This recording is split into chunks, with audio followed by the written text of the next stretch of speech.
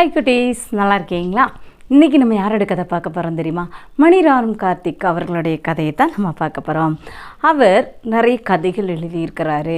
இவர் ஒரு புதிய எழுத்தாளர். இவருடைய கதையை நான் இணையதளத்தில் தான் படித்தேன். இவர் எழுதிய முதியோர் காப்பகம் அப்படின்ற கதையை தான் நாம் பார்க்க போகிறோம். கதைக்குள்ளே போகலாமா குட்டீஸ்? வாங்க போகலாம். அன்றைக்கி ஒரு நாள் சாயந்தரம் இருக்கும். அது அன்னை முதியோர் காப்பகம். ரொம்ப அமைதியான சூழல். காற்றோட்டமான வராந்தாவில் உள்ள இருக்கையில் உட்காந்துருந்தாங்க சுந்தரமும் மீனாட்சியும். அவங்க கண்களில் ரொம்ப ஏக்கம். எதிரில் அவங்க மகன் அபிஷேக்.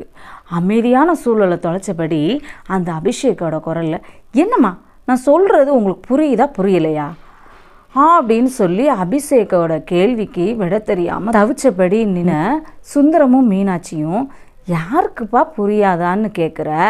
எங்களுக்கா இல்லை உன் மனைவிக்கா அப்படின்னு சொல்லி அப்பா சுந்தரம் கேள்வி கேட்க, அப்பா கொஞ்சம் வாய் மூடுங்க, எல்லா விஷயத்திலும் இப்படி பேசி பேசி தான் இந்த நிலைமைக்கு நீங்கள் வந்திருக்கீங்க அப்படின்னு சொல்லி அபிஷேக் சொன்னா. மீனாட்சி ரொம்ப யாரப்பா வாய் மூடுன்னு சொல்கிற? உங்கள் அப்பாவையா? நீங்கள் ரெண்டு பேரும் சந்தோஷமாக இருக்கணும் தானே உங்கள் அப்பா இங்கே தங்குறதுக்கு ஒத்துக்கிட்டாரு. அவரை போய் வாய் மூடுங்கன்னு சொல்கிற? போதும், இதுக்கு நீ கிளம்பு, நீ எந்த சமாதானமும் எங்களுக்கு சொல்ல வேணாம் அப்படின்னு சொல்லி கோவமாக வாசலை நோக்கி கையை நீட்டினாங்க மீனாட்சி. அம்மா நீயாவது நான் சொல்கிறத புரிஞ்சுக்கோமா, ஏன் மேலே கோவப்படாதம்மா, தயவு செய்து சொல்கிறத கேளுமா. உங்களுக்கும் அர்ச்சனாவுக்கும் எதுக்கெடுத்தாலும் பிரச்சனை வந்துக்கிட்டே இருக்குது. என்னோட நிம்மதியும் போகுது. என் நிலைமையை கொஞ்சம் புரிஞ்சுக்கோமா. நம்ம வீட்டில் இருக்கிறத விட எல்லா வசதியும் இங்கே இருக்குது. நேரத்துக்கு சாப்பாடு உங்களை தேடி வரும். உங்களுக்கு என்ன தேவைன்னு சொன்னாலும் உடனே செஞ்சு கொடுத்துருவாங்க. நீங்கள் நிம்மதியாக ராஜா ராணி மாதிரி இங்கே இருக்க வேண்டியதானே. என்னோட பண கஷ்டத்துலேயும் சமாளிச்சுக்கிட்டு உங்கள் நல்லதுக்காகத்தானே பண்ணுறேன் அப்படின்னு சொல்லி அபிஷேக் சொன்னான். இல்லைப்பா அசோக்கு, எங்களுக்கு எந்த வசதியும் வேணாம். உன் வீட்டில் ஏதோ ஒரு ஓரமாக தங்குறதுக்கு இடம் கொடுத்தா போதும். இருக்கிறத சாப்பிட்டுட்டு ஒன்றை என் பேரனை மருமகளை பார்த்துட்டு நிம்மதியாக போய் சேர்ந்துருவோம்.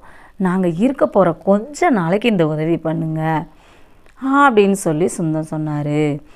இல்லை, நான் கிளம்புறேன். நீங்கள் சொன்னதே சொல்லிக்கிட்டு தான் இருப்பீங்க. என்னோடய கஷ்டம் உங்களுக்கு புரியவே மாட்டேங்குது.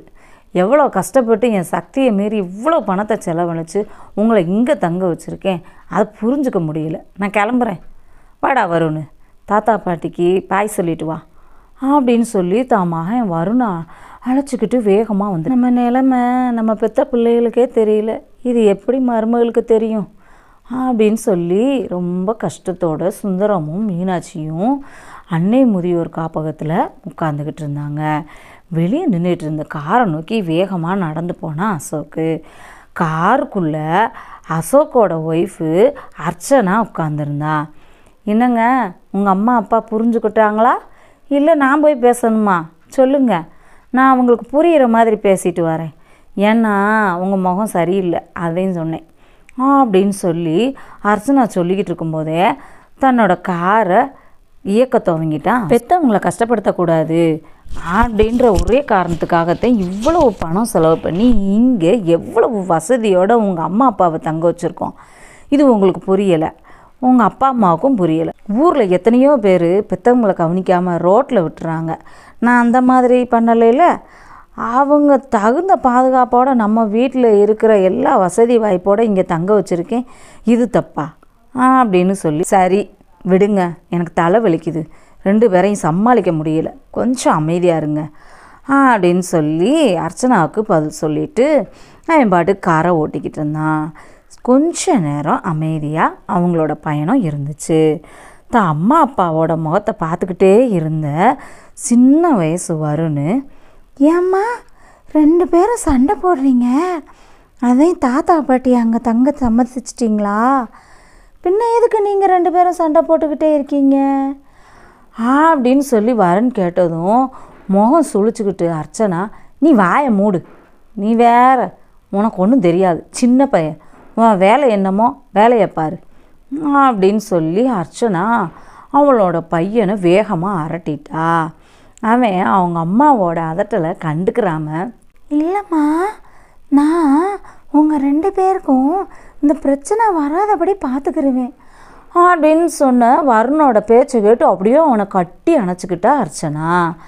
உங்கள் 2 பேருக்கும் இதை விட நல்ல வசதியோடு இருக்கிற விலை அதிகமான முதியோர் இல்லத்தில் சேர்த்து நல்லபடியாக பார்த்துப்பேன். தாத்தா பாட்டி இப்போ கண்கலங்கிற மாதிரி உங்கள் 2 பேரையும் நான் கண்கலங்க விட மாட்டேன். ஏன்னா நான் உங்கள் பிள்ளைமான்னு சொல்லி எதச்சியா சொன்ன வருணோட பேச்சை கேட்டு 2 பேருக்கும் சாட்டை அடி விழுந்த மாதிரி இருந்துச்சு. வருணோட பேச்சால காரோட வேகம் குறைஞ்சிச்சு. 2 பேரும் தவற உணர்ந்தவங்களா மாற கார் வேகம் எடுத்துச்சு. எங்கே தெரியுமா? அன்னை முதியோர் காப்பகத்தை நோக்கி. முதியோர் இல்லம் வளர வேண்டியதில்லை, பெற்றோரை இருக்கும் வரை கவனிப்போம். முதியோர் இல்லத்துலேயும் அனாதை இல்லத்துலேயும் தங்கி இருக்கிறவங்க தன்னை நினச்சி வேதனைப்படக்கூடாது. இங்கே கொண்டு வந்து விட்டாங்க இல்லையா, முதியோர் இல்லத்துலேயும் அனாதை இல்லத்துலேயும் யார் கொண்டு வந்து விட்டாங்களோ அந்த பிள்ளைகளோ அல்லது அந்த பெற்றோர்களோ தான் நினச்சி வேதனைப்படணும், வெட்கப்படணும். ஒருபோதும் தங்கி இருக்கிறவங்க வேதனைப்படாதீங்க. முதியோர் இல்லத்துலேயும் அனாதை இல்லத்துலேயும் தங்கி இருக்கிறவங்க சந்தோஷமாயிருங்க. உங்களை அந்த நிலைக்கு கொண்டு வந்தவங்க தான் ரொம்ப வேதனைப்படணும், வெட்கப்படணும். எப்பயுமே பிள்ளைகளுக்கு பெற்றோர்கள் தீங்கிழைக்க மாட்டாங்க. இதை உங்கள் மனசில் வச்சுக்கோங்க. முதியோர் காப்பகம் எப்படி இருந்தது? நமக்குள்ளே இருக்கிற ஒரு உணர்ச்சியை தூண்டுச்சு, அப்படி தானடா? எஸ், இன்றைய காலகட்டத்துக்கு தேவையான கதை தான். ஏன்னா நிறைய முதியோர் இல்லங்கள் இப்போ தான் நிறைய முளைக்குது. அதனால் இன்றைய காலகட்டத்தில் முதியோர் இல்லம் எந்த மாதிரி நடத்தப்படுது அப்படின்னா ரொம்ப புற்றீசல் போல் பெருகிட்டு வருது. குட்டீஸ், உங்கள் வீட்டில் உங்கள் அப்பா அம்மாவை நீங்கள் நல்லா பார்த்துக்கோங்க. ஓகேவாடா குட்டீஸ்? ஓகே, அடுத்த கதையில் சந்திப்போம். எப்பயும் முடிக்கும்போது அதை என்ன சொல்வேன்? கதையை பாருங்கள், சப்ஸ்கிரைப் பண்ணுங்கள், லைக் பண்ணுங்கள், ஷேர் பண்ணுங்கள், கமெண்ட் பண்ணுங்கள். ஓகேவாடா குட்டீஸ்? பை.